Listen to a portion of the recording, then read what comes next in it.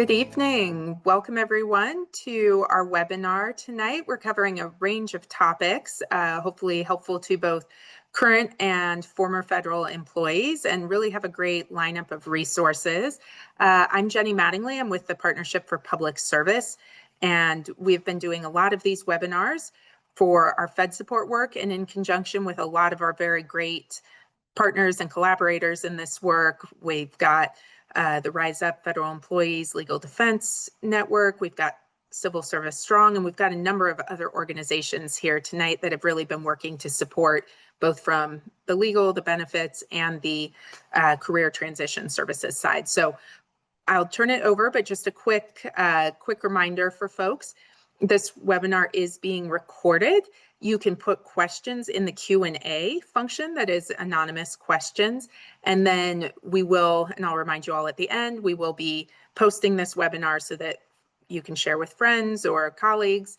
And quick reminder, while the content here tonight is for federal employees or those recently employed in the federal government, it is an open forum. So there may be media, other organizations, folks listening in, but the content really is geared towards both current and former federal employees. So without further ado, really grateful for all of our panelists this evening, for all of you. And Rob, let me turn it over to you to kick us off. Thank you so much, Jenny. Thanks to everyone for joining us here tonight. I'm Rob Shriver. I'm the Managing Director of the Civil Service Strong program at Democracy Forward. I was the Deputy Director and Acting Director at the Office of Personnel Management during the Biden-Harris administration. I'm really honored to be joined tonight by our co-sponsors, the Partnership for Public Service and the Rise Up Federal Workers Legal Network. These continue to be very challenging times for federal workers. There are multiple reductions in force going on across the government, affecting thousands of federal workers. Just next week on September 30th, around 154,000 federal workers who took the Fork in the Road Deferred Resignation Program will be off the books. And now the Trump administration, through its Office of Management and Budget, which is of course led by Russ Vought, who said that his goal was to traumatize federal workers, they've now directed agencies to conduct additional massive RIFs if a government shutdown occurs at the end of this month. Democracy Forward has been taking the fight on behalf of federal workers to the courts. We've challenged the dismantling of agencies like the Department of Education, USAID, and CFPB, brought a massive legal action to challenge RIFs across the government that we think amount to an illegal reorganization of the federal government without authority. We got the Office of Special Counsel to reinstate 6,000 probationary workers at the Department of Agriculture before the Trump administration then fired the special counsel for doing his job. We've challenged multiple RIFs, such as those affecting DEIA workers and immigration judges, through the RIF appeals process at the MSPB.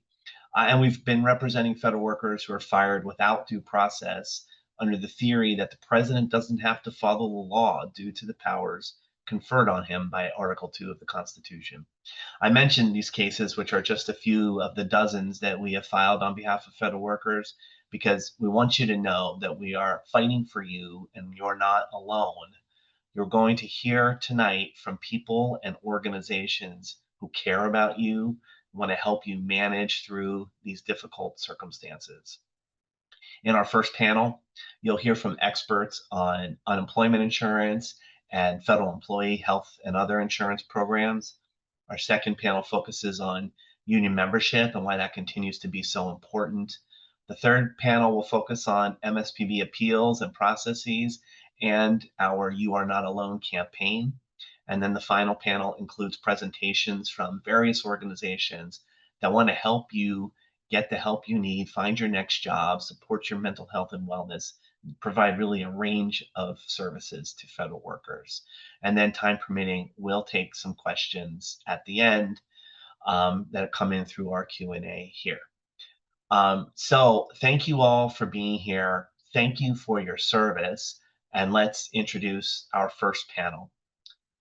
I'm really pleased to introduce Flannery O'Rourke and Lori Bodenheimer. Flannery is with the National Employment Law Project, and she will be discussing unemployment insurance. Lori is the former Associate Director of Healthcare and Insurance at OPM, and she will discuss health insurance and other insurance programs. Welcome, Flannery and Lori. Thanks for joining us tonight. Flannery, why don't you jump right in on the unemployment insurance discussion? Wonderful. Thank you so much. So I should have some slides to share. In the meantime, I can let you know I'm the Unemployment Insurance Program Director for National Employment Law Project and a Virginia attorney. So we can go ahead and skip to slide 3. All right, thank you so much. So we're going to start from just the basics. What is unemployment compensation for federal employees, or UCFE? So UCFE is a program that allows federal workers to be covered by regular unemployment insurance, or UI. So if you or a loved one have previously separated from private employment and applied for unemployment insurance, this is almost identical. I'm going to tell you the few ways it's different. Workers access UI in the state where they worked. For federal workers, this is called the duty station. So for example, if a worker lives in Virginia, but they were stationed in DC, they're going to file for UI in DC. And it's the same application as for regular UI. Next slide. Thank you. So when should you apply? Our general advice is that you generally should apply as soon as you're laid off. I'm going to change that in a second, give an exception, but UI claims begin in the week when you file, not when you lose your job, and states have really strict rules about backdating claims. Now, the exception that I promised, severance can impact your eligibility. So in some states, it can mean that you're not eligible during that period of time that you receive UI. And in some states that you are still eligible for benefits, but your benefits are reduced by the severance amount, which realistically will a lot of times wipe out the benefit amount that you would receive. So workers who receive severance as a part of an involuntary reduction in force termination may not be entitled to benefits until their severance payments stop. Consult with your state UI agency to learn more. Next slide. Rules and benefit amounts vary greatly by state. So both federal and state laws set the rules for UI, but the reality is that a whole lot is in the hands of the states. So benefit amounts, benefit duration, and specific rules about eligibility vary by state. A big one is benefit amount. So benefit amounts are determined based on your past earnings. Those states use different formulas, but the maximum benefit amount in different states varies. So I give the example of Massachusetts, the maximum weekly benefit is $1,051. In DC, the maximum benefit is $444. So there's great variability. And the amount that you are entitled to, again, is based on past earnings. Next slide. So we all remember that during the pandemic, there was widespread fraud in the UI system. So now states have amped up their identity verification. States may ask you to verify your identity after you complete your application, after you file a weekly claim, after a payment has been issued. States generally should allow you to prove your identity using a variety of acceptable documents. However, if you receive a legitimate request to verify your identity, make sure you timely respond. You may be able to go in person to USPS or to your local unemployment office to provide documents. Next slide. So after you apply, the state UI agency is going to determine if you're monetarily eligible for benefits. Now, wish I had updated this, but state rules vary, but generally they're going to be looking back at the past 18 months, and they look at something called the base period, which is the first 4 of the last 5 completed quarters. So in this example, if a worker applied in May of 2025, they would be looking at January 2024 through December 2024. If you were to apply today, they would be looking at April 2024 through March 2025. In a majority, but not all states, if you don't have enough base period earnings in the first 4 of the last 5 completed quarters to be eligible for UI, then they'll look at the 4 most recently completed quarters. So a lot of times workers will say, I don't understand why I'm not entitled to more. I was making so much recently. It's because they're looking way back. Now, keep in mind, and this is one of the distinctions of the UCFE program versus regular UI, the state UI system is not going to know your past earnings in federal employment. Your former employer or you will have to provide that information, which I'm going to walk you through. While the state UI agency is awaiting that information, a lot of times you're going to get a notice that says you had no earnings, and you may even be temporarily denied for not having adequate earnings in the base period. I'm going to walk you through how to provide the earnings in the next slide. Thank you. So, best case scenario, when you are separated from employment, your former employer is going to give you two forms. They're going to give you the standard form 8 that tells you about your potential entitlement to UI and also tells you your former employer's agency code. They're also going to give you the standard form 50, and that's the official notice of personnel action from your former employer, and it explains why they say you separated from employment. Now, best case scenario often doesn't happen. Even if you don't have these forms, still apply. If you don't have the forms when you apply, then it's up to the state UI agency to request those forms from your former employer. Now, if after 12 days, the state UI agency has not received those forms, then you can show your earnings via an affidavit. It's called an ES-395 affidavit. And it's a form that you fill out, and you're going to use that to show that you worked for a federal agency, provide proof of your earnings, such as through pay stubs and W-2 forms, and share information about you and your reason for separating from employment. Next slide. So there are other eligibility and qualification requirements. You have to have a qualifying cause of unemployment. While state laws vary, generally workers are not entitled to benefits if they voluntarily quit without good cause, though reasons for good cause vary by state, or are fired for severe misconduct. I want to take a minute here because there's been a whole lot of misinformation about these two pieces. Let's talk about voluntarily quit. So for folks that receive the fork in the road option or other deferred resignations, on its face, it looks like voluntary quit. However, the determination of whether you voluntarily quit is very fact dependent. And so if you feel that your separation from employment was not voluntary, then I would encourage you to apply and to provide all of the information around your employment and your acceptance of the deal. And that's the same advice that the commissioners of the state UI agencies are giving. Now, the severe misconduct piece, I know there was are some folks that have received separation notices that have cited poor performance. In general, while state laws vary, in general, poor performance alone is not enough to disqualify you. The misconduct that disqualifies you from unemployment is willful misconduct. It's a higher bar. The other eligibility and qualification requirements include you must be able and available to work and meet weekly entitlement requirements. Also, just to flag, self-employment can impact eligibility. Having an LLC in your name in some states can make it look like you are not unemployed. So just be aware of that you may be asked about that. Next slide, please. You will be responsible for filing weekly claims because entitlement to UI is determined at the time that you apply and for each week that you claim. You will need to be able to work, available to work, actively seeking work, including making and reporting the required number of job contacts, accept suitable work, and report weekly earnings. Next slide, please. So generally, in a best case scenario, you should hear back about your application in 21 days. Now, it's normal that sometimes during that period, the state UI agency might reach out to you for more information about a part of your application. This may be a fact-finding interview or questionnaire.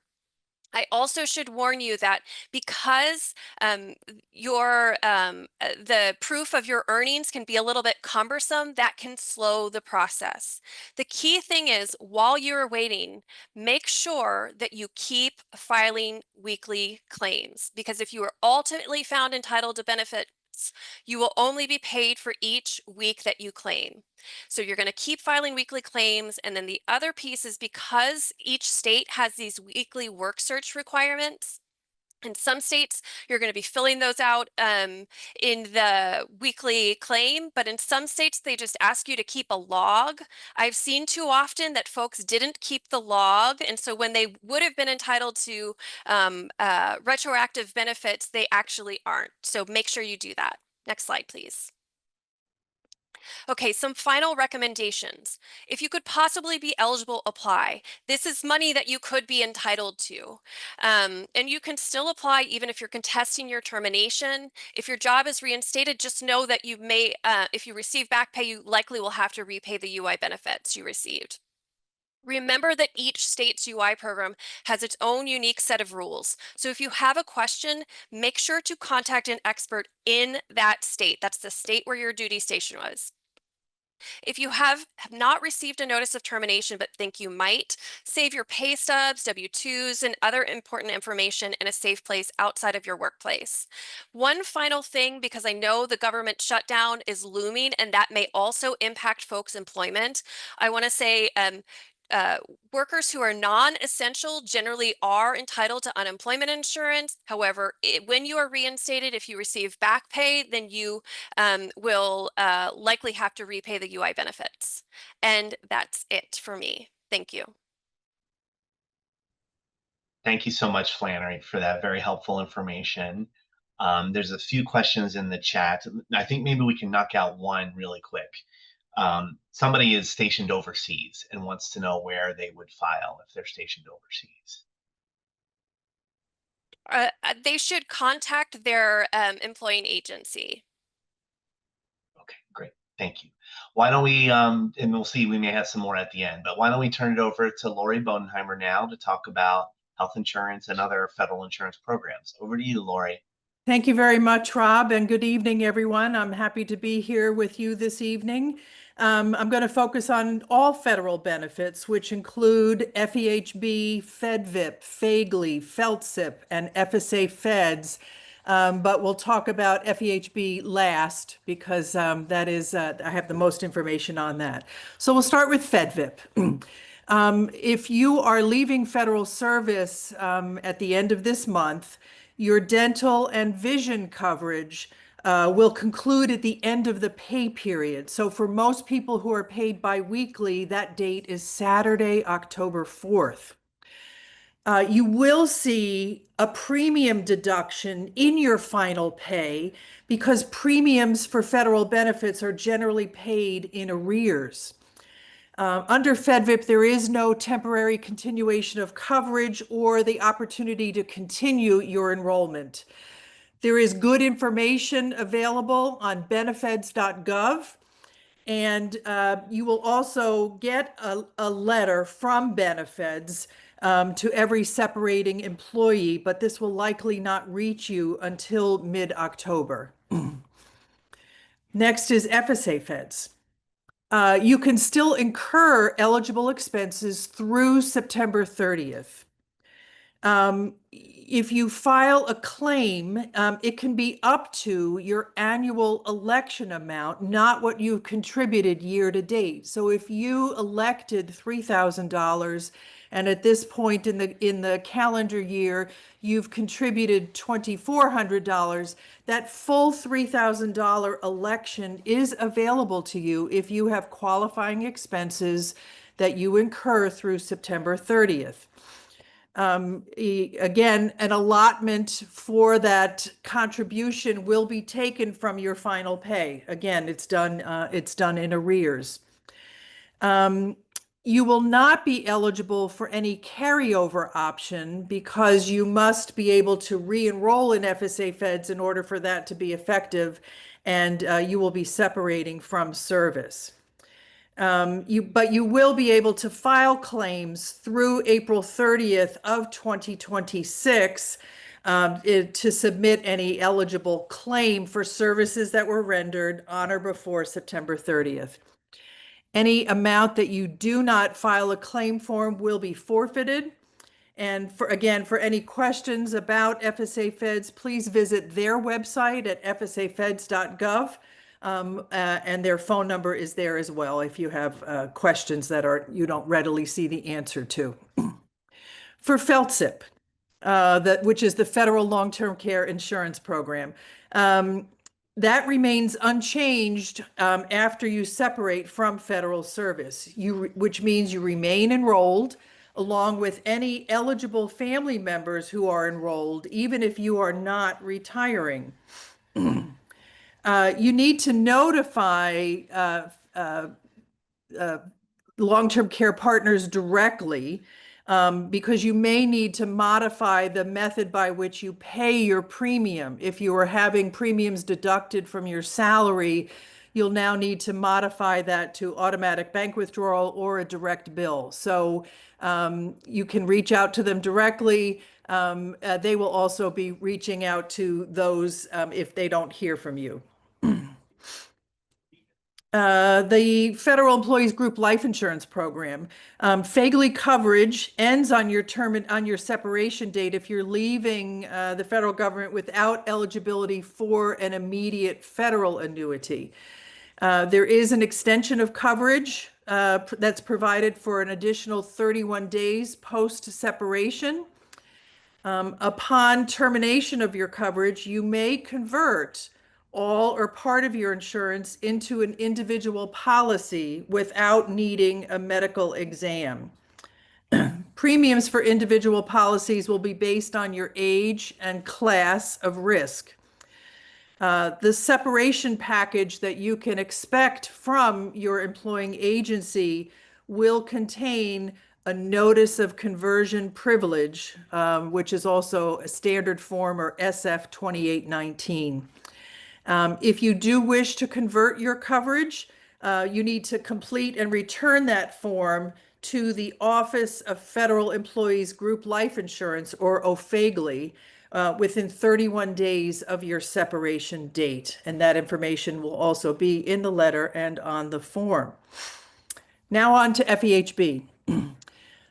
Similar to FedVIP, your coverage will end at the end of the pay period. So again, for most people who are paid biweekly, that date is Saturday, October 4th. Under FEHB, you have an automatic 31-day extension at no additional cost to you. So if your coverage ends October 4th, that 31-day extension continues through November 4th. You have several options for health insurance once your FEHB coverage ends. The first is, if you are married through your spouse, perhaps you've been covering the family through FEHB while a federal employee. If your spouse is also employed and has health insurance available, that is certainly an option. If you are two feds married to each other and one of you is separating service at the end of the month and you're the person who has been paying the FEHB premium, you can convert it over to your spouse if he or she will remain a federal employee. And the same is true if your spouse works for a private or nonprofit sector employer. Your loss of coverage is a qualifying life event that will enable you to enroll right away. You don't have to wait for an open season or until the beginning of the next benefit period. The other option is to enroll in one of the Affordable Care Act marketplaces. In this area, and I understand there may be some from outside the DMV, as we call it, both DC, Maryland, and Virginia all operate a marketplace. If a state does not operate its own marketplace, you can enroll on healthcare.gov. Depending upon your age, this may be a lower cost option, especially if you are only enrolling yourself, but you can certainly do the research to determine that. And now we'll talk about TCC, or temporary continuation of coverage, which is available to federal employees who are enrolled in the FEHB program. You have 60 days post your separation to file what's called a 2809 election form. All the same enrollment types are available. You're not limited to only covering yourself. If they're both self-only, self+1, or self and family enrollment options are available. Your agency must provide you with information on TCC and help facilitate enrollment. Nearly all agencies use the U.S. Department of Agriculture's National Finance Center, or NFC, to help with enrollment, premium collection, open season, and customer service. There is no government contribution with TCC. You, the enrollee, are responsible for paying 100% of the premium, both the enrollee share and the former government share, plus a 2% administrative charge, which is added on. Amounts that may have accumulated towards your annual deductible or out-of-pocket maximum don't reset. In other words, it continues because TCC is considered a continuation of your current coverage. Premiums are due monthly. The same as FEHB, premiums are made in arrears. So the premium you pay on December 1st is actually for coverage that you had in November. A separating employee can continue TCC for up to 18 months after your date of separation, and you can change enrollment during the annual open season. I want to put one particular little note in here. Because of the timing of this, your agency may have separated you, but your enrollment is not yet reflected in the National Finance Center.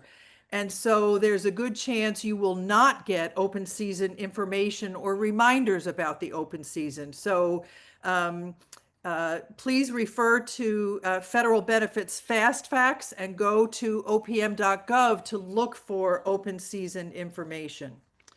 As I noted earlier, your agency is obliged to send you a separation package that includes the SF50 that Flannery mentioned earlier, as well as comprehensive benefits information, including about TCC and how to enroll. But some of your agencies may have significantly reduced HR staff and/or experienced folks who have retired. Give them grace, but keep on top of it, right? Be on the lookout for the letter from your agency, but reach out to them if it does not arrive by that, I would say, the third week in October, and read it carefully. Not sure how to reach your HR team? We're providing a link to agency benefits officers. I can't promise that it's absolutely current because of the rapidity of changes, but you can always call your agency main number and ask to be transferred. Another piece of advice is to maintain access to your agency's employee self-service system. For example, OPM and a number of agencies uses Employee Express, but there are a number of self-service systems out there. Access to documents will be available even after you separate, but you will have to set up a login.gov account. So please do that before you separate to make sure it's all active. And that's about it. So it's a lot of information. Happy to answer any of your questions either now or later if there's the opportunity for that. Thank you, Rob. Thanks so much, Lori, for covering a ton of information very efficiently there. Let me knock out one clarifying question. So somebody is asking again, can you repeat, does a 31-day health insurance extension, does that happen automatically, or do you have to do something to make that happen? You need do nothing. It happens automatically. Okay, thank you very much.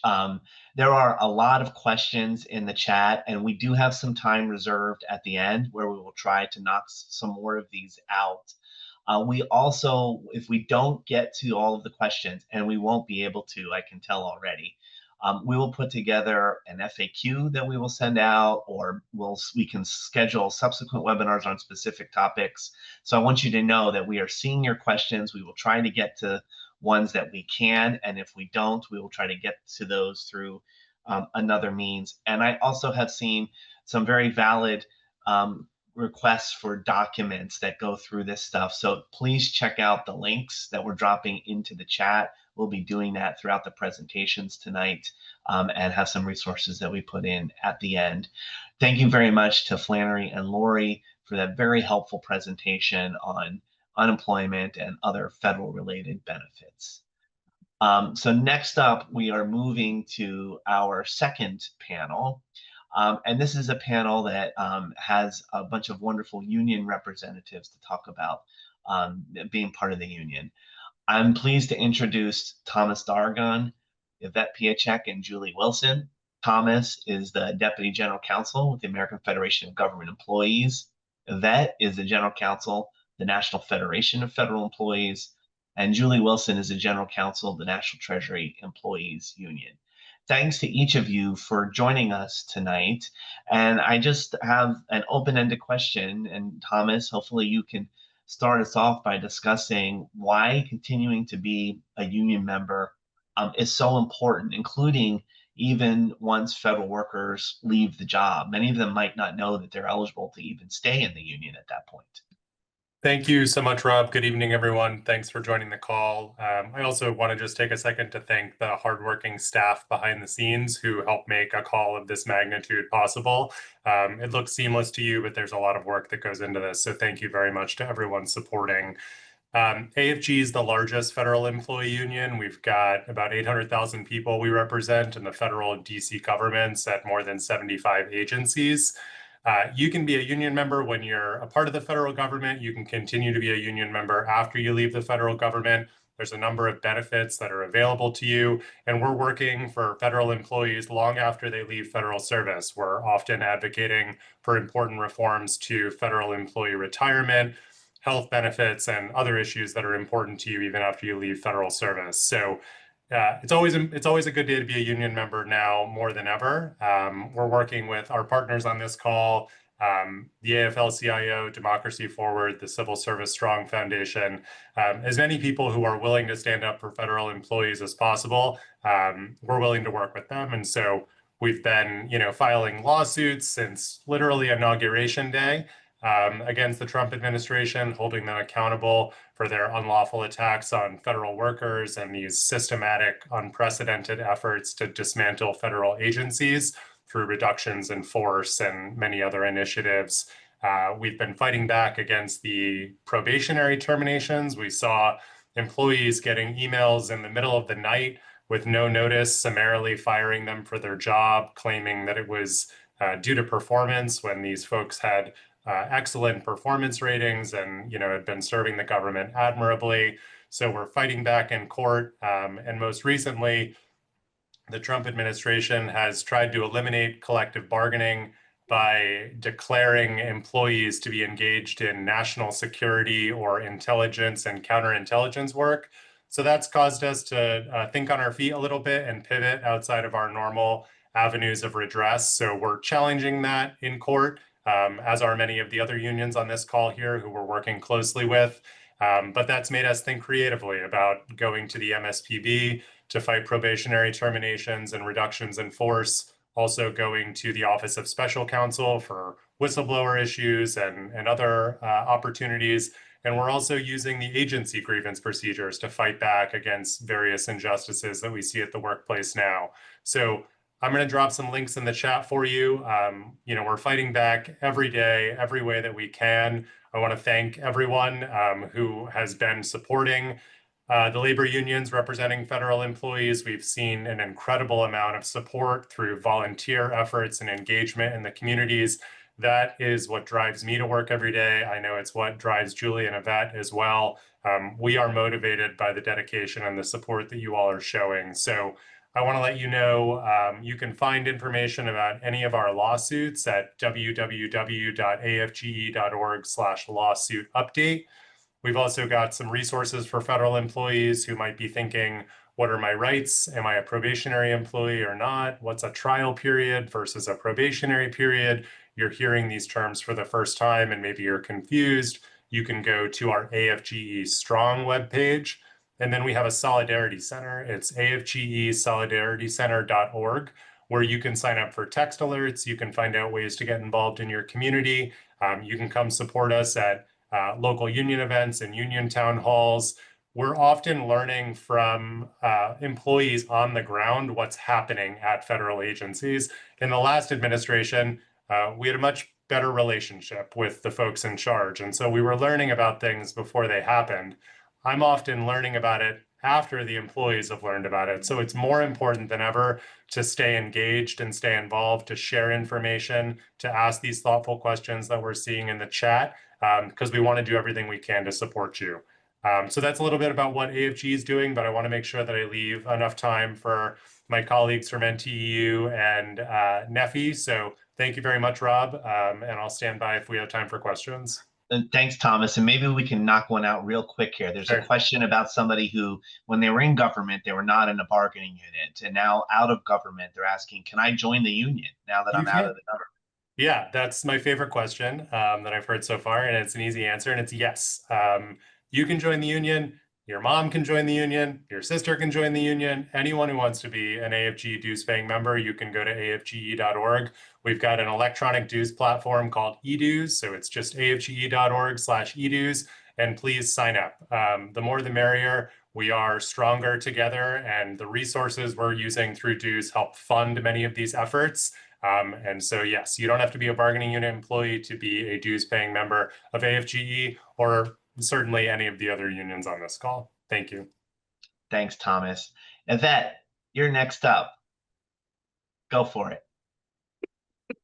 So yeah, a lot of what Thomas said is a lot of the same things that NEFI's doing. I would just say that, you know, we're getting a lot of calls right now from employees who want to unionize, who never realized they could before.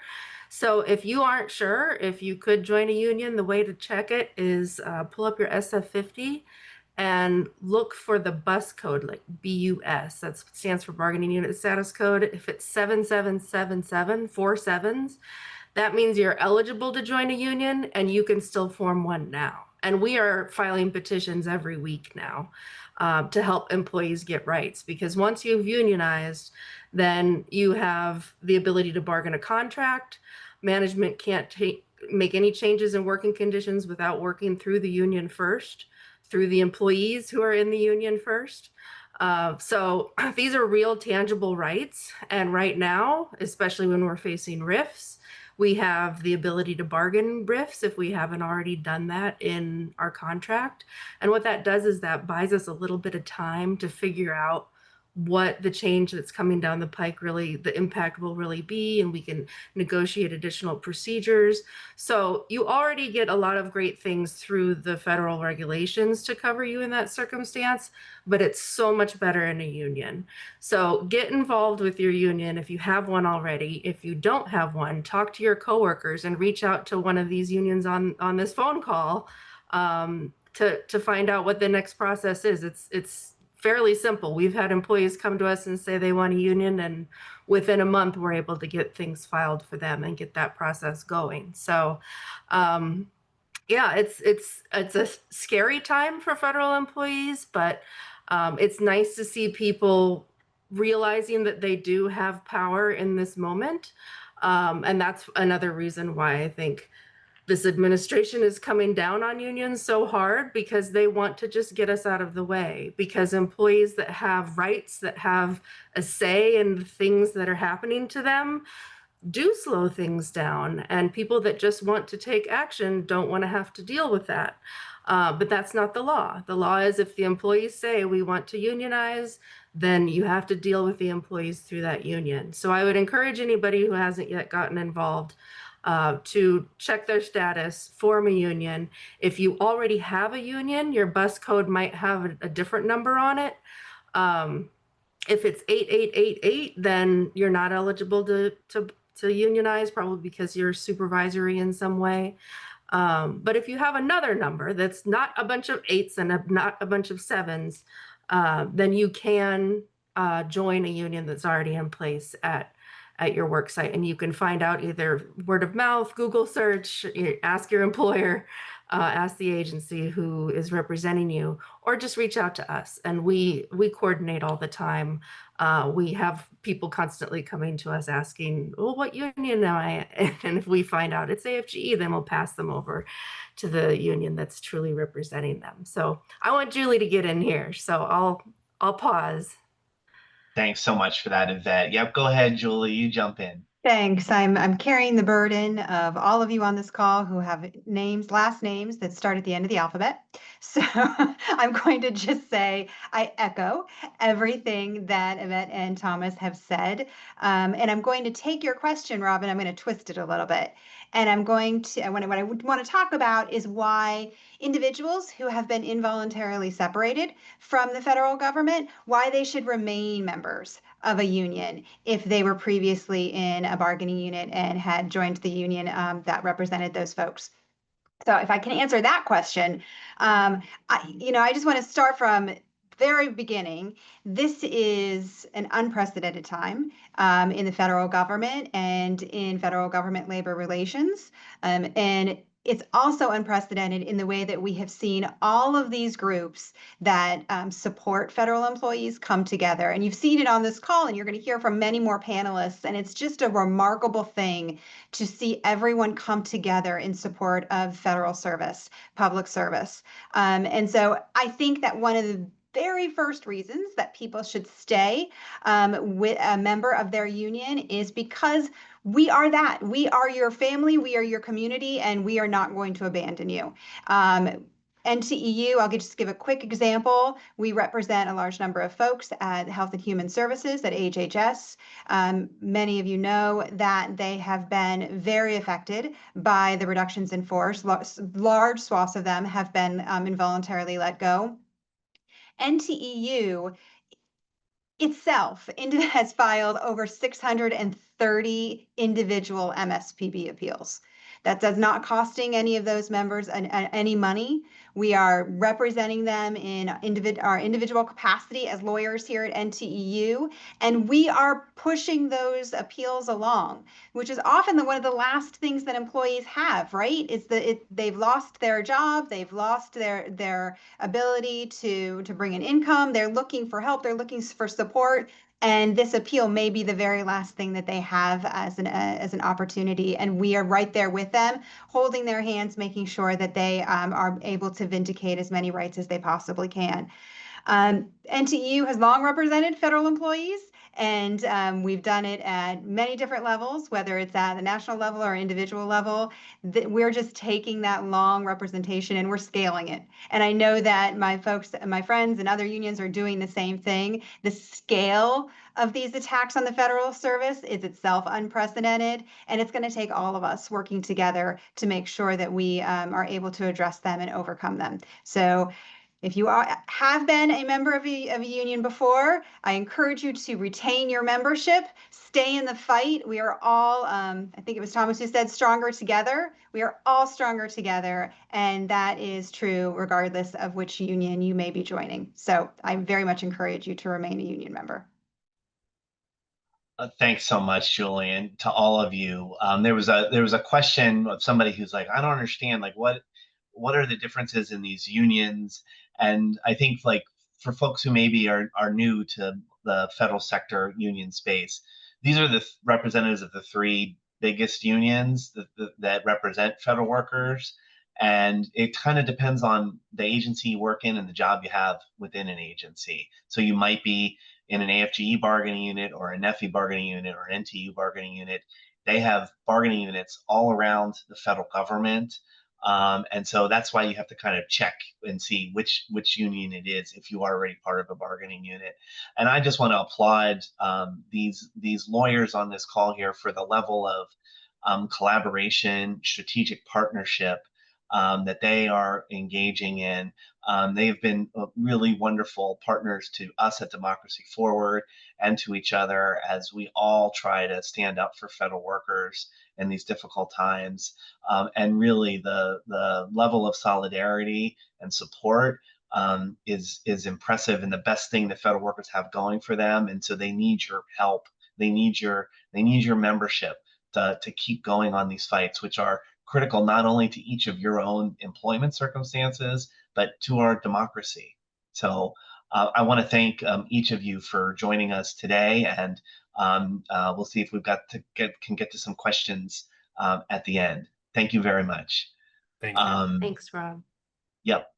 Okay, so to keep things moving along, and we're doing well with our time, our next panel is going to walk us through filing an appeal with the Merit System Protection Board, and also talk about the You Are Not Alone campaign that we launched at Civil Service Strong Democracy Forward, along with the Partnership for Public Service and AFGE, and have other partners as well. So we're going to talk about that campaign. So I'm pleased to introduce Keir Bickerstaff and Mike Martinez.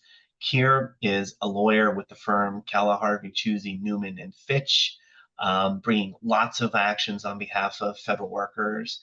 And Mike is a senior counsel with Democracy Forward, who leads a lot of our civil service litigation efforts there. So we'll start with you, Keir. I'll turn it over to you to provide some practical guidance regarding MSPB appeals.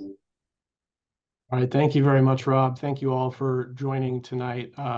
Yes, I will be trying to walk you through the who, what, when, where of MSPB appeals. I am a former Fed myself, and so I very much sympathize with what is going on and want to make sure that you all get the help that you need, and so that you can pursue your rights if that's what you choose to do. So I do have a slide deck on hand that I think will be probably put up in a second here.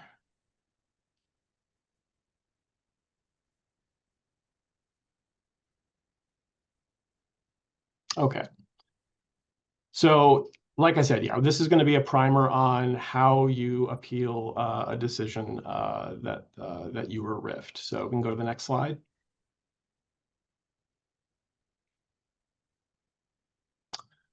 So first of all, the who. So who can challenge their RIF at the Merit Systems Protection Board? And I'll get into a couple of other potential fora that you could go to challenge your RIF also. But the main one is going to be the MSPB.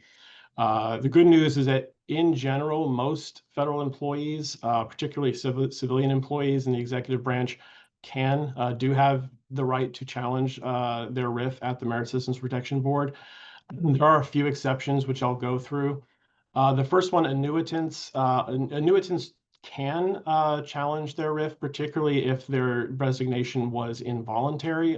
For instance, if you took DSR, discontinued service retirement, as a result of the RIF, that does not get in the way of your rights to challenge the RIF. If you took voluntary retirement, or you took the DRP, then that likely would prevent you from being able to file a RIF appeal.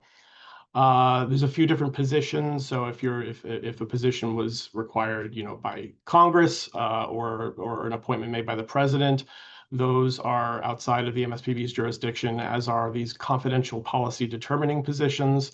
Right now, that's a very narrow category. I know the administration is working to dramatically broaden that. That rulemaking is in progress, and I'm sure will be challenged as soon as it is issued. But that is another limitation. And then there are certain agencies, some of those listed there, that do not have MSPB appeal rights inherently. But for the most part, civilian employees do. And then foreign service employees, often foreign service employees need to channel their grievances through their own Foreign Service Grievance Board. The exception to that is RIFs. There is in the statute a basis for bringing a RIF claim to the MSPB. So if you are a foreign service employee under the Foreign Service Act, you are able to bring a RIF challenge to the MSPB. Probationary, accepted service, all of these folks can file appeals at the MSPB as well. Next slide. Okay, so where do you challenge your RIF? So I'm going to spend most of the time talking about the MSPB because that's where most folks will go. The majority of the appeals challenging RIFs will go there. One thing to know, and I'll go through more of the nuts and bolts, but it needs to be filed in the correct regional or field office. There's 6 or 7 field offices across the country. So you just need to go to the MSPB's website if you're going to file an appeal. If you do it electronically, it automatically selects your region based on where you're located. But if you file by mail or by fax, you'll need to find out which regional office is correct.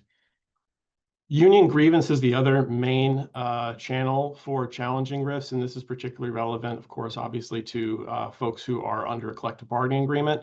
The law provides that if you are an employee in a bargaining unit and the CBA that you have includes the negotiated grievance procedure, includes RIFs, then generally you have to use that grievance procedure. That is, you have to use your union's grievance procedure rather than going to the MSPB.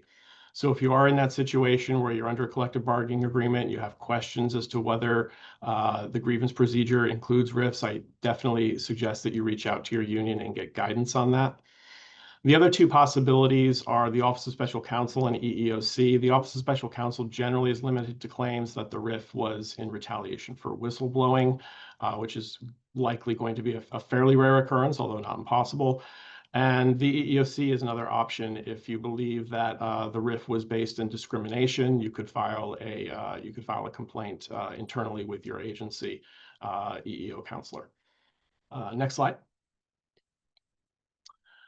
Okay, so deadlines. When must you take action to challenge the RIF? So before the MSPB, the magic date is 30 days after the RIF effective date. So it's not the date that the RIF was issued, but it's the date that it was effective, i.e. the last day of your employment.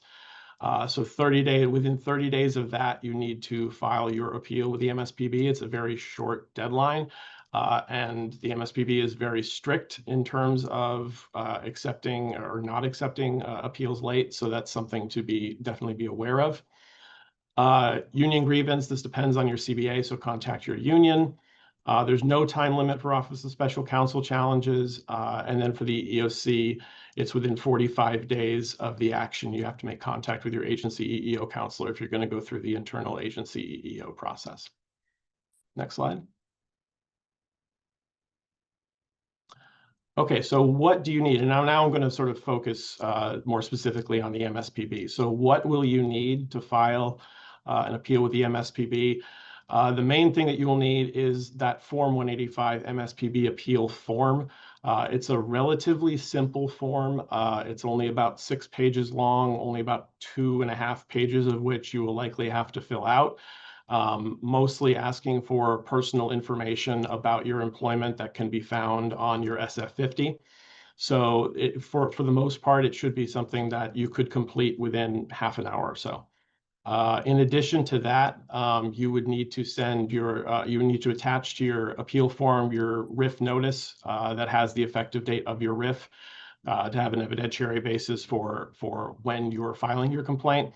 And then your most recent Form SF-50, it's not required, but it's a good thing to have. Obviously, if you are in a position to be able to download your entire EOPF and you haven't done so already, definitely suggest that you do that now so that you have access to those documents if you need them. Next slide.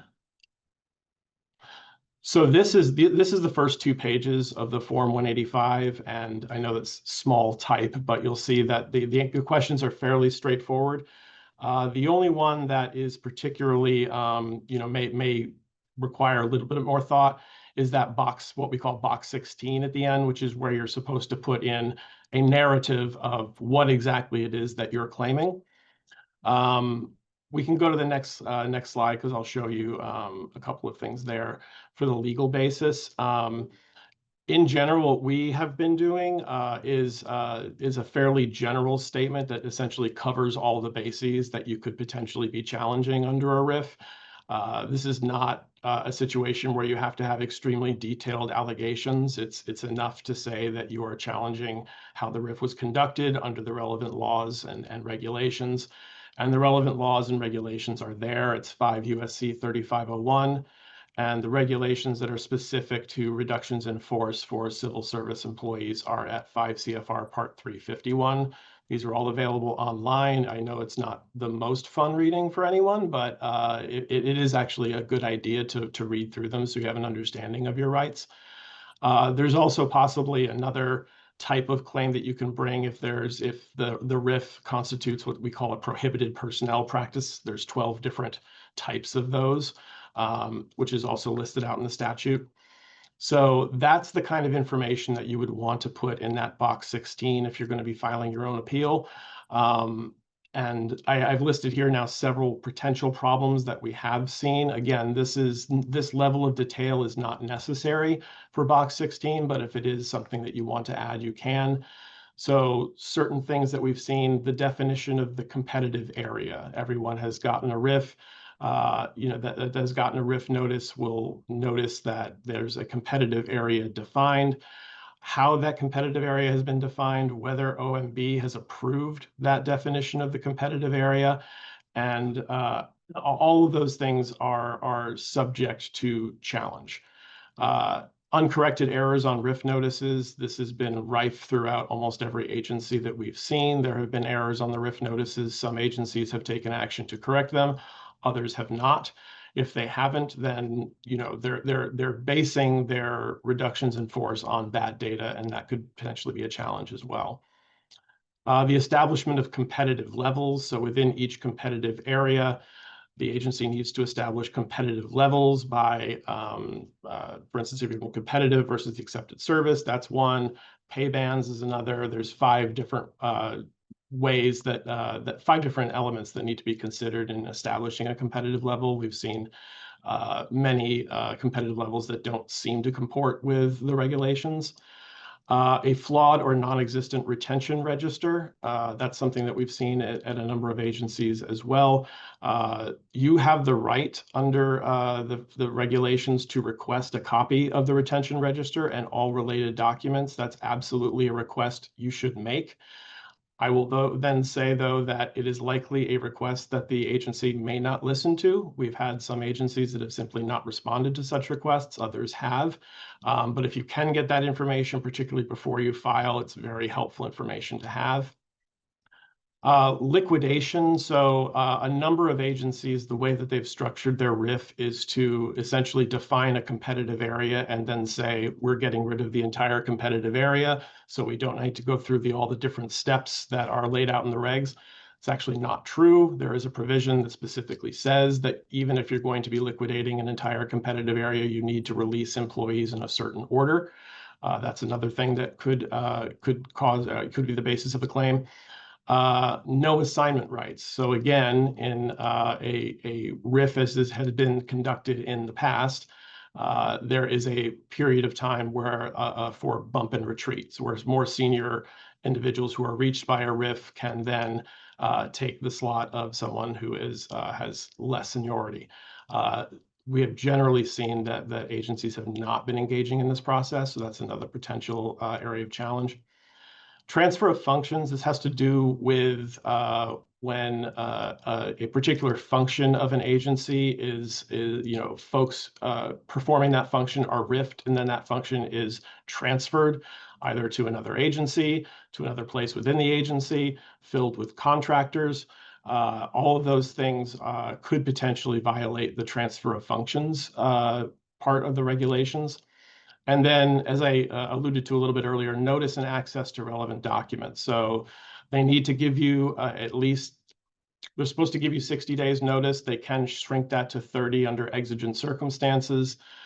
We've seen that in some circumstances, but in general, it's 60 days.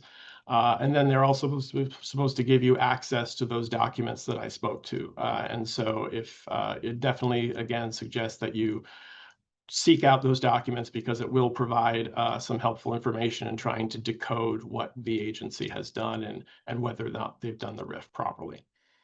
Next slide.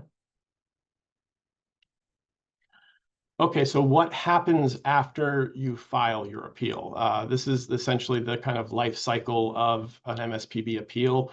So the first thing that you will get after you file an appeal is some sort of acknowledgement from the MSPB and assignment to an administrative judge. The type of acknowledgement that you get will depend on whether or not the judge sees any potential jurisdictional issues that are connected with the claim that you're making. So you may get an acknowledgement notice, which simply says, yes, we've received your complaint, and here are all the deadlines that are going to pertain to your case. Otherwise, you may get something called a show cause order. So that's where the MSPB may think that for whatever reason it doesn't have jurisdiction over your type of claim, and you will need to provide some sort of explanation as to why you believe the MSPB has jurisdiction. I'll make this point. The acknowledgement notice is very, very important. It's long, and it seems like it's something that's just a boilerplate document, but in it really does include all of the deadlines that you need to abide by. And the MSPB deadlines tend to be very, very quick. And so it's very important that you're aware of those deadlines, particularly if you filed pro se and then maybe later are seeking counsel. You want to make sure that the counsel has enough time to respond to everything that they're going to need to respond to. So for instance, discovery, I'll just skip over consolidation for a second, but discovery, generally, there's only allotted 30 days from an acknowledgement notice until you can serve your initial requests for discovery. So that's a very, very quick time frame. So it really requires you to be on the ball and thinking about it from the very beginning. Now I want to step back and talk about consolidation of appeals. So one thing that we've seen in a number of cases is that, as you probably know, hundreds of folks from different agencies are filing RIFs or filing RIF appeals. And rather than certifying class actions, which many attorneys, including ourselves, have tried to do, but the MSPB has denied, rather, what they're going to do is what they call consolidation of appeals, which requires everyone to file their own individual appeal, but then appeals that are bringing very similar claims, perhaps from the same area of an agency or within similar types of claims, may then be consolidated and kind of litigated together. At the end of the day, you will each get your own individual decision, but that is one way that the MSPB is trying to make things a bit more efficient. So anyways, after the discovery process, you'll get to a hearing. This is essentially a mini trial before the administrative judge, where you'll put on your case, the agency will put on their case, and the administrative judge will come to an initial decision. In normal times, the MSPB's rule or the guideline that they follow is they like to get from filing of an appeal to date of hearing in 120 days. That is not going to be happening for the foreseeable future. I think it's fair to assume, given the volume of complaints, so that timetable is likely going to be much, much longer. So that's just something you would want to prepare for. After the hearing, the administrative judge would issue a decision. And then from that point, there are the potential for further appeals. So if you are successful before an administrative judge in reversing your RIF, it might be that the agency would appeal that. Appeals then go to the full MSPB board, and then appeals from the full MSPB board would go to the Federal Circuit Court of Appeals. One thing to know, currently there is no quorum in the MSPB full board. And as a result, right now, if anything gets to the full MSPB, they cannot issue a decision. There has been a hearing for a second MSPB member. We're hopeful that they will be put onto the board at some point, but that hasn't happened yet. So that's just something to keep in mind in the back of your mind as you're moving forward. Next slide. So this is the sort of information that you're going to want from the agency, particularly if you're proceeding pro se and you want to do discovery on your own. So I've listed some, categories of documents and information that you will likely find very relevant to your claim. So a copy of your position description, relevant organizational charts, just to be able to show where you are in the organization and how, that in tandem with how the agency has defined its competitive areas and competitive levels can be very helpful. All documentations of your attempt to correct your RIF notice or your SF50s. Again, this is, could potentially demonstrate that the agency has not done the RIF correctly. Like I said, documentation of requests for access to RIF records. You really should request access, and even if they deny it, that is then evidence of another violation, and so that's something that you should request and maintain. Personnel policies that address RIFs, particularly the definition of the competitive area, which we talked about earlier. Each agency is supposed to have on hand a list of the competitive areas that it is going to use. And moreover, those competitive areas need to be approved by OMB if there's going to be any changes to them. One of the things that we don't know yet, but we're sort of actively looking at in discovery is whether these, whether the competitive areas were properly approved with OMB, or, were they changed right after the change in administration and not approved by OMB. So those are one of the things that we're looking at.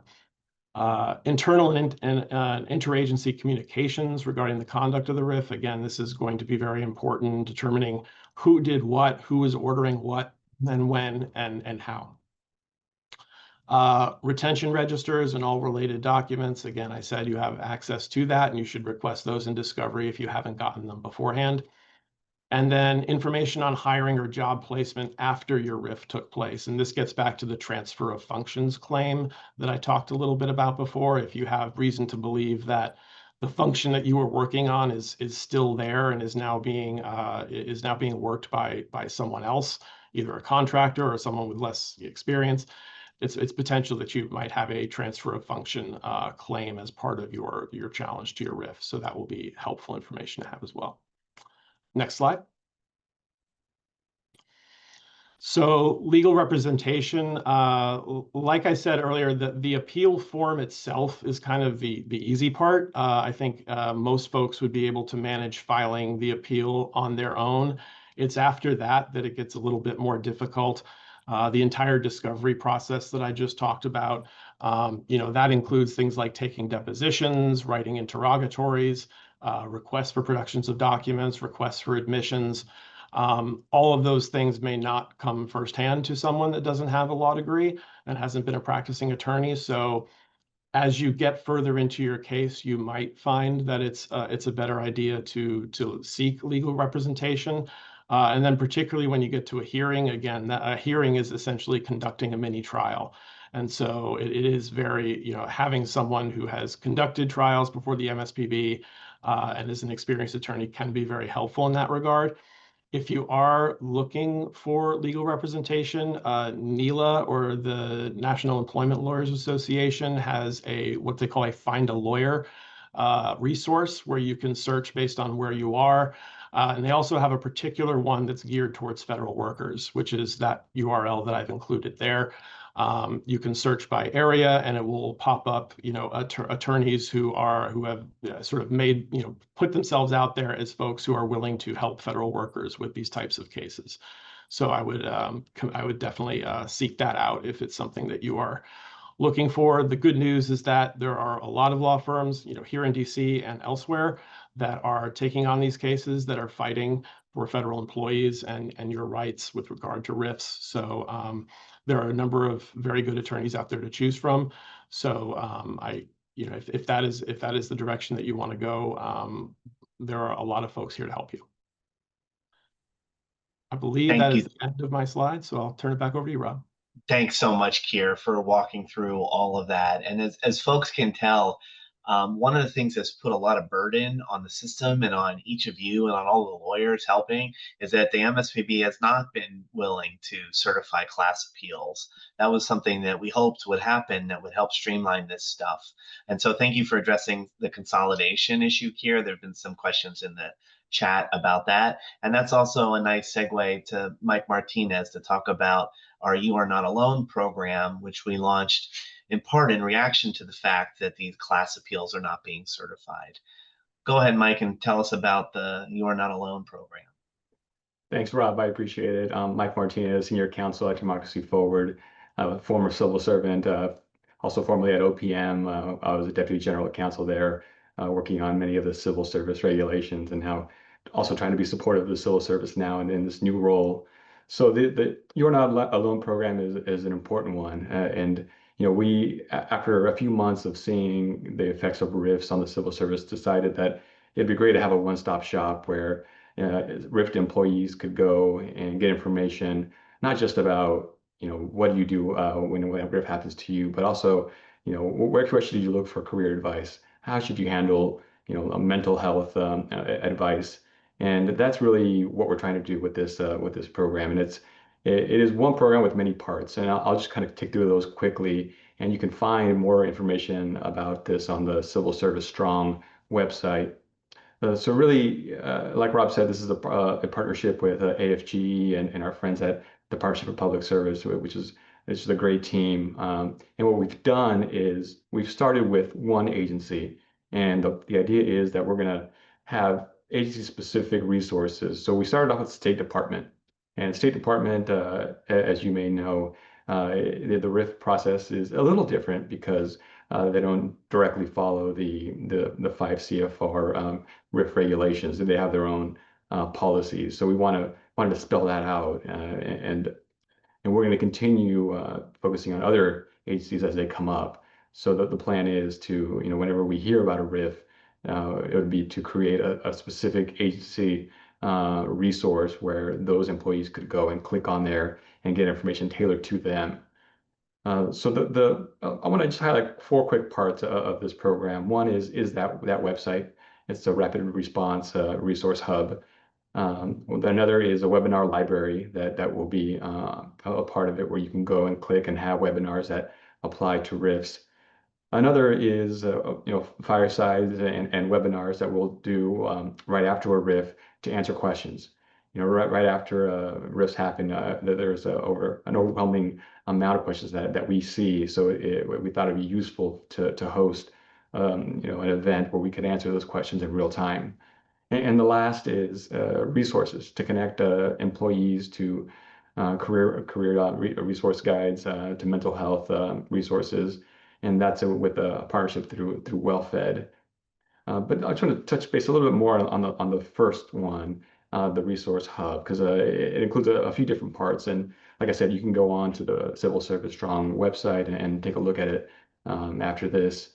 But really, we wanted to lay out first, the reason why the RIF is important, not just to the civil servants who are being directly impacted, but to the American people. Each agency does important work, and whenever you have a RIF, you lose something. The employee might lose their livelihood, but also the American people lose whatever those employees were working on.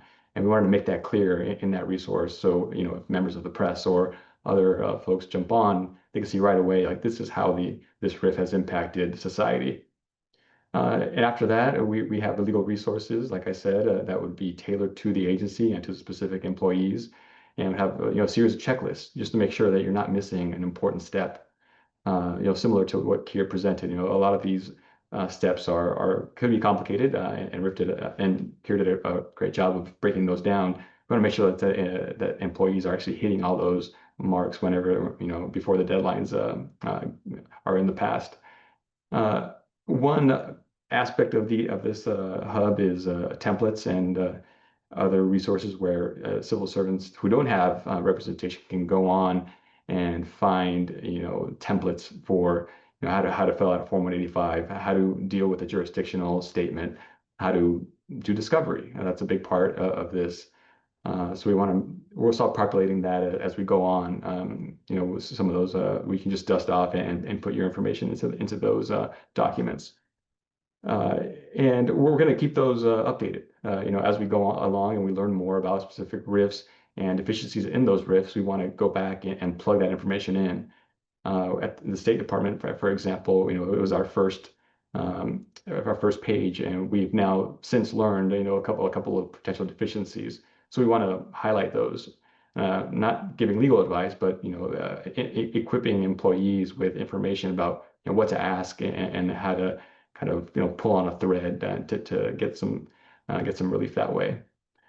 So those are really the different aspects of the program, and I'll leave it there. I know there are many other great speakers behind me, but I look forward to any questions you might have in the chat or at the end of this program. Thanks so much, Mike and Keir. There are several questions, but we do have one more panel to go. So we're going to go right to the next panel and then see if we have some time at the end for questions. And remember, we'll be taking these questions and trying to do another FAQ, another webinar when we post the video. Jenny, I'm sure we'll talk about this. We'll try to link more resources. So I'm actually going to turn it over to Jenny Mattingly from the Partnership for Public Service to moderate our final panel of the night. Over to you, Jenny. Great. Thanks, Rob. And thanks to everybody who's been speaking so far. This has been incredibly helpful and a lot of great information. And Rob, as you said, there a lot of questions, but there's also a lot of resources. I know that your organization, partnership, all the folks who have been on here already have a lot of different platforms and places where you can find resources, and we're sharing each other. So lots of front doors. If you can't find it on one place, it might be on the other. So with that in mind, we have a great selection of panelists coming to speak and share just a little bit about their resources. And we will, again, we'll share these links out afterwards.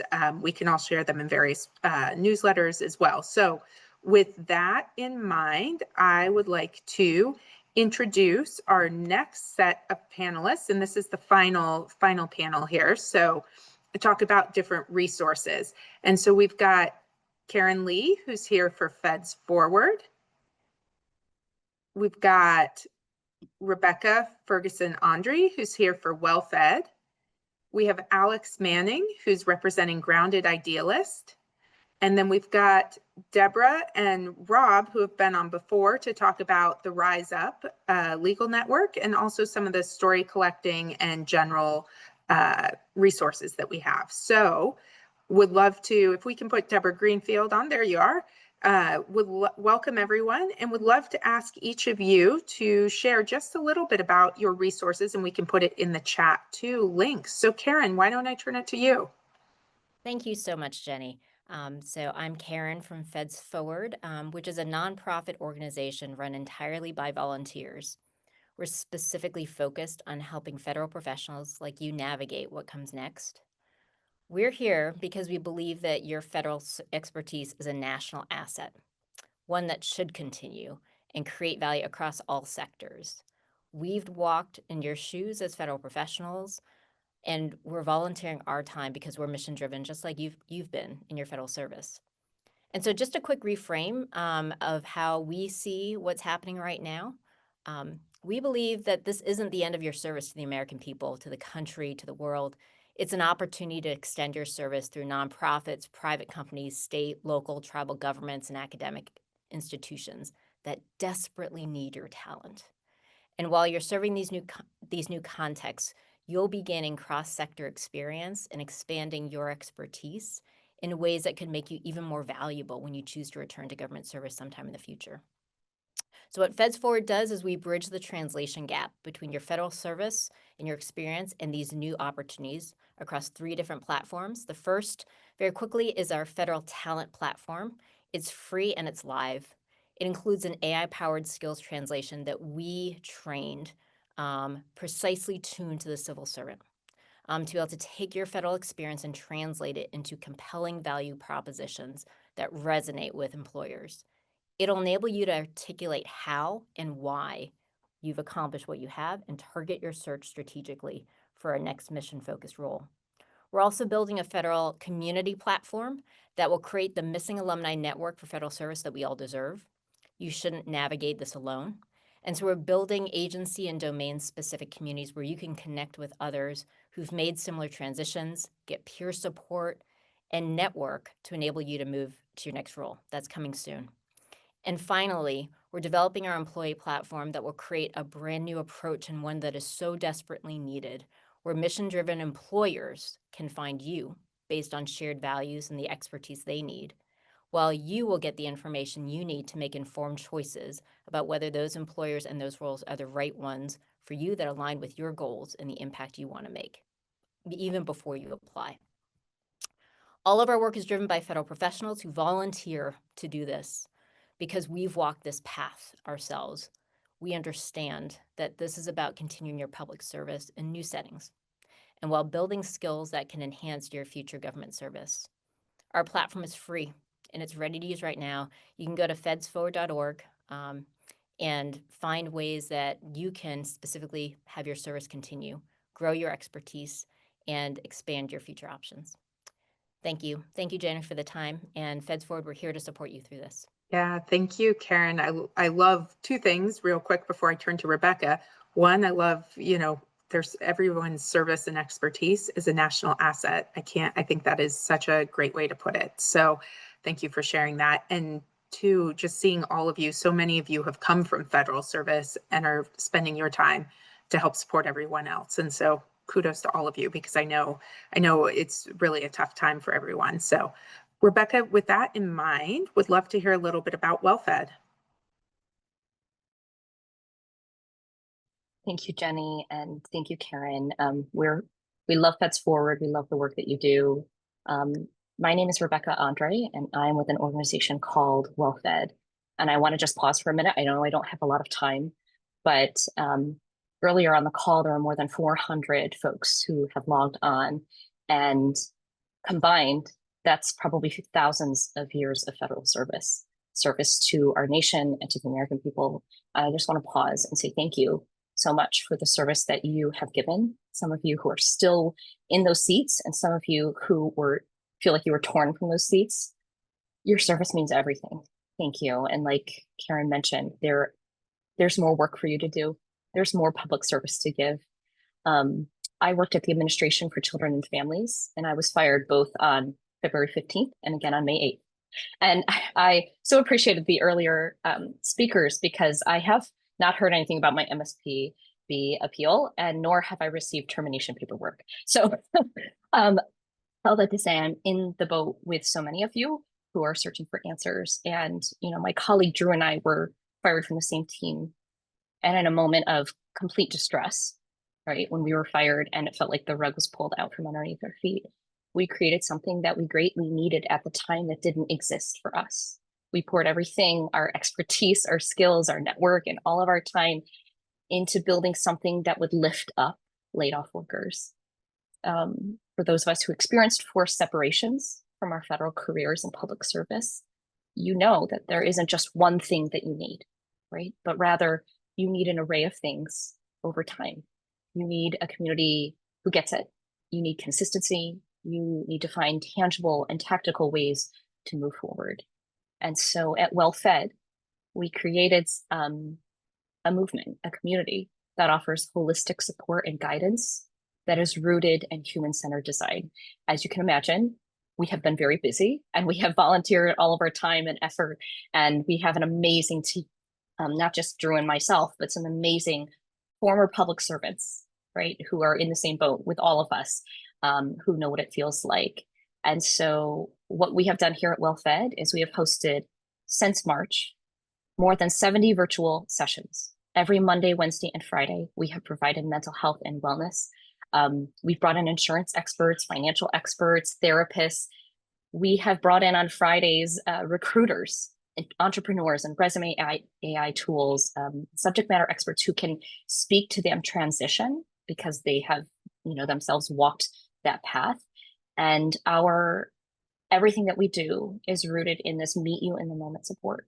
And so as you can see here on the screen, there isn't just one touch point that you need to get back on your feet, whether that's returning to public service, or it's entering the nonprofit sector, or it's starting your own business.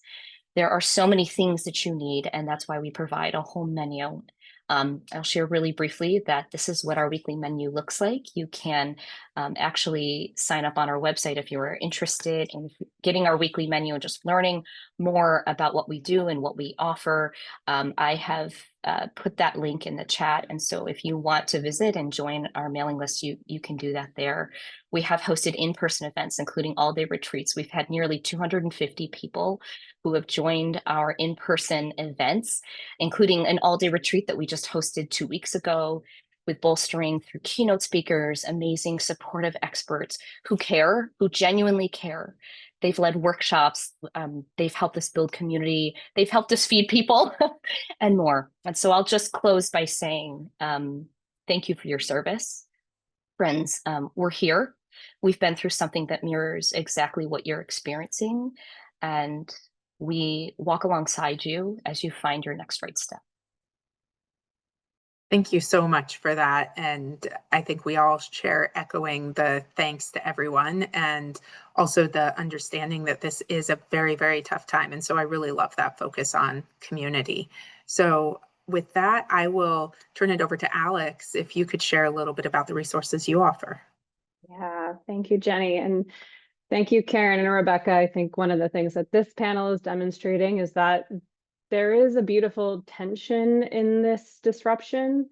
that has unlocked a little bit of possibility. And you see that in our organization, you see that in my colleagues' organizations here in Feds Forward and in WellFed.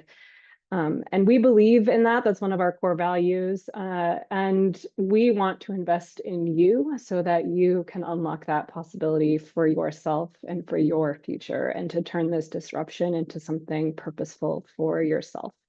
So earlier this year, we mobilized almost 3,000 volunteer coaches. They're credentialed coaches who are generously looking to give back to this community. And our shared goal is to really help you navigate this moment of just utter complexity, recognizing that, yes, you need a job and job seeking is hard and real. But you also need to process what has happened to connect with your wisdom, with your purpose and your values, so that you can go after that potential and that possibility. So really briefly to that end, we offer three core programs to displaced public servants and social impact workers. All of our programs are open to anyone that has been displaced, whether they are a federal worker or not, if they've been impacted by executive orders. And so those three programs, I'll just name them briefly. The first is the Coaching Collaborative. With this program, you get 3 sessions with a personalized one-on-one coach that we will match with you based on what you tell us about yourself and your goals. You also get access to our newsletter, as well as monthly workshops. Our workshops vary in topics. Some of them are really inner development focused, so really helping you understand your nervous system in this moment and what's happening to you so that you can harness that knowledge and empower yourself. And others are really focused on like the nuts and bolts of job hunting, right? Like we just did a session recently about like decoding the nonsense that is LinkedIn and how do you figure that out? And so it really varies. So that's all the Coaching Collaborative. We also very briefly have a Route to Rise program. It's a 3-month career navigator program. It offers all the things I just mentioned, but it's also a cohort model. So you have that community. It's more of a curated learning journey that also comes with lots of other benefits and group coaching. And we launch new cohorts every 4 to 6 weeks. So feel free to check that out. And finally, maybe you want to turn this moment into your own moment for entrepreneurship. And if you're interested in becoming a social impact entrepreneur, we also offer a public service incubator. We're just wrapping up our first cohort now. We're learning a lot. And so we're seeking to launch a new cohort in early 2026. So stay in touch with us. I think our links will be dropped in the chat. Our website is groundedideals.co. And you can also follow us on LinkedIn, and we often announce new programs, new opportunities there. So thank you so much. Great. Thank you, Alex. Lots of really great support there. I'm going to, because I know we're getting closer to the end of time here, but I would love to give Deborah a chance to talk about legal support that is out there. And I'm seeing some of those questions in the chat where people are asking where they can find help on these legal issues. And then Rob will wrap it up with you because I know we're heading toward the end. Deborah, you're on mute. There we go. Thank you, Jenny. I'm Deborah Greenfield. I'm the Executive Director of Rise Up, Federal Workers Legal Defense Network. Rise Up launched in mid-April. It's a strong collaboration between labor unions, some of whom were on this call today, and pro-democracy organizations like the Partnership for Public Service, Civil Service Strong, and others. We are our own organization, but we really grew out of that strong partnership. What we do is we match federal workers who've been terminated, or federal workers who have not yet been terminated, but who have an employment issue that they're concerned about, with volunteer lawyers. Our volunteer lawyers who come from all kinds of legal practice, but who want to meet this moment by volunteering their time and their expertise. We offer up to 1 hour of legal consultation, free of charge. What happens in that 1 hour? We try to figure out what is your situation. What are your rights here? What are your legal options? Are you covered by a class action?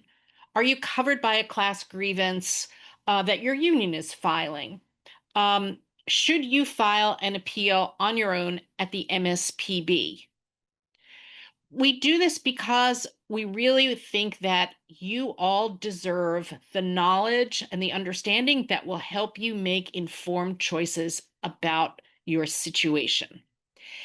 Even if you simply go on our website and enter the workers portal, you will see lots of materials covering a range of legal issues relevant to federal workers in this environment. While we don't provide ongoing legal representation, we will try to help you find a lawyer who might be interested in representing you, perhaps pro bono, perhaps low bono, or full fee, if you want to pursue a legal action. Let me just close by saying there are a number of ways to participate in Rise Up. As a federal worker or former federal worker, you can go to our website, workerslegaldefense.org, and it's going to be in the chat, workerslegaldefense.org, and go to the workers platform, fill out a short questionnaire, get a very simple screening to make sure you're within our jurisdiction, and then off you go to the 1-hour consultation. If you are a former federal lawyer, we would really urge you to use that knowledge to help your former colleagues understand what their rights are in this very challenging and devastating environment. And what we find is very often what workers say to us is, this is the first time I have felt heard. And of course, with every panelist on this in this session, one could say the same thing. We are all here to listen to you and to help you navigate these very difficult waters. So I'll stop there. Thanks. Great. Thank you, Deborah, for that. And I know a lot of folks in the questions are asking about resources for legal support. So certainly I encourage folks to go to the website. And also we've got on all of our websites, we often link to other resources. So if you get to one of us, you'll probably find a lot of us on there. And we've been posting links in the chat as well for participants. So you should be able to see those and click on those.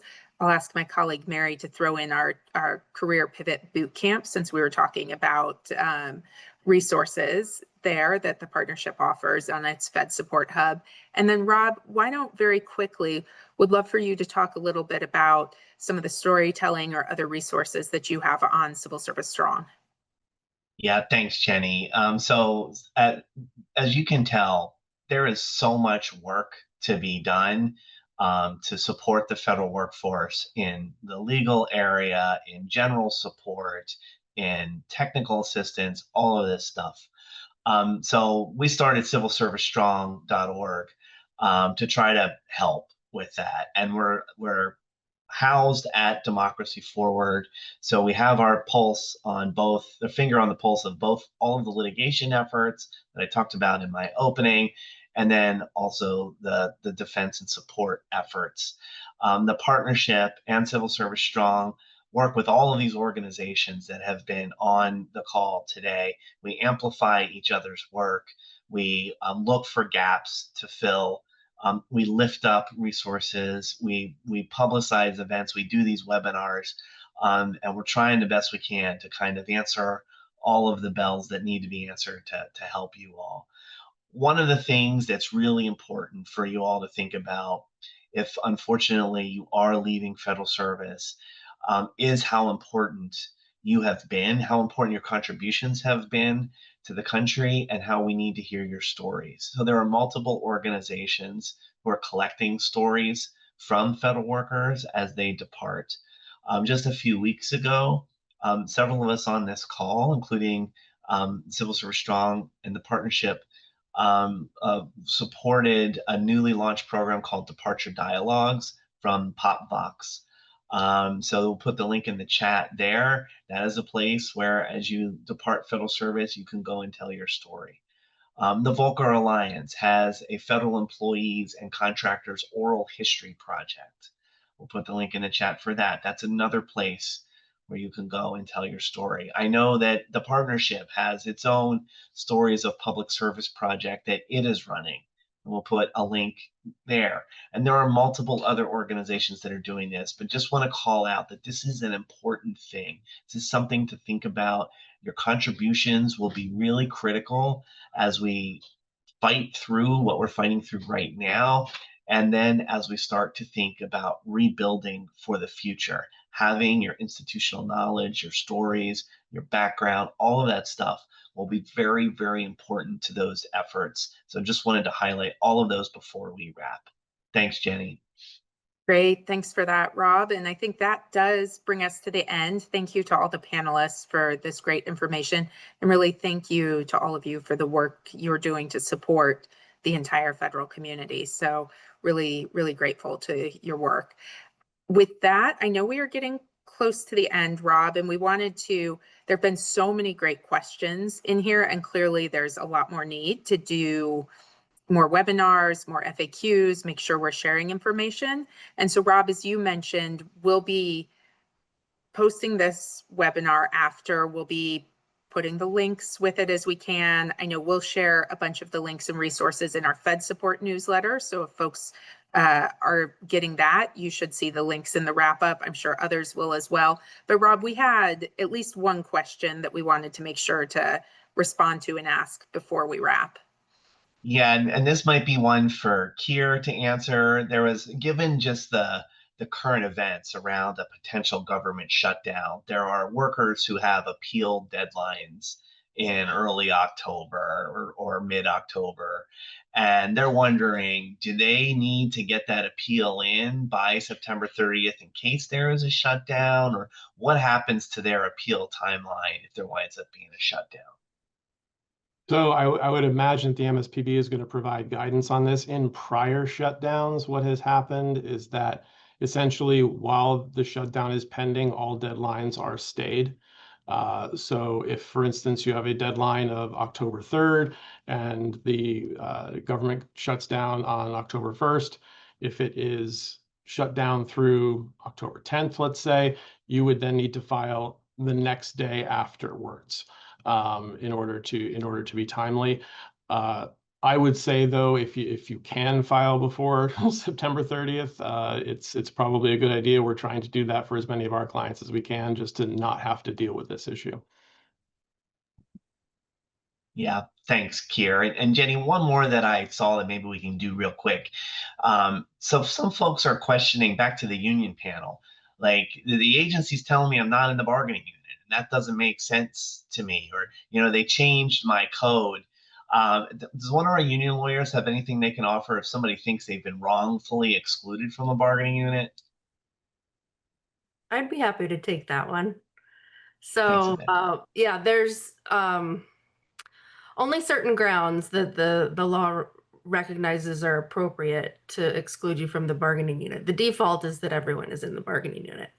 And the agency must show that you fit one of these other categories. Supervisors is a common one, but I know that we've had a lot of our union members, longtime union members, contact us and say that they had their code changed to 8888 just in the last few weeks, sort of as a workaround, so they wouldn't have to engage with the union. Or I don't know exactly what the theory is, but that's mine. So if you find yourself in that circumstance where you're coded 8888 and you think that that's incorrect and you want to at least see if you can get union representation during these difficult times, reach out to your union. Reach out to me. yp@nefi.org. We'll be happy to get you in the right hands. If it's not a unit that NEFI represents, we can certainly help you find out where to go and get you that help. And what that help would look like would be to go to the FLRA, file a unit clarification petition, and talk about your actual day-to-day job duties. So you might have to testify And that's the process. So we'd be happy to help anybody that wants to unionize. We want you to be able to unionize. So we're here to help. Thanks, Yvette. I think, Rob, that's one of the takeaways I hope people walk away from with this is reach out to all of us, because if we don't have the answers or it's not quite in our wheelhouses, I know we're all willing to help folks connect with the resources and supports and organizations that are appropriate to help them out. So for everybody here, just reach out to all of us. Yeah, that's right. And we got a ton of questions, and I know it can be frustrating if you don't hear your question answered live and in real time. And we do the best we can to share as much information as we can that will be responsive as broadly as possible to the issues. But just naming that I know it can be frustrating to come and you have a question. And so we will go through these and we will find a way to get answers out there to the questions through FAQs, through what we post when we put this online. If we need to do others, webinars like this, we will. So we appreciate those questions, and they really help us craft these kinds of events going forward too, in addition to putting them out there and making sure we get answers to you. That's great. And so I think I'll take that, Rob, as our cue to wrap up for this evening.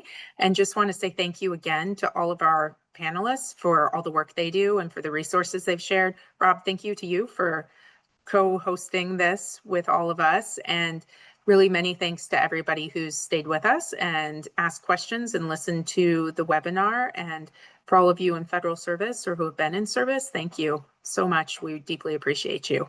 And with that, I hope you all have a good evening.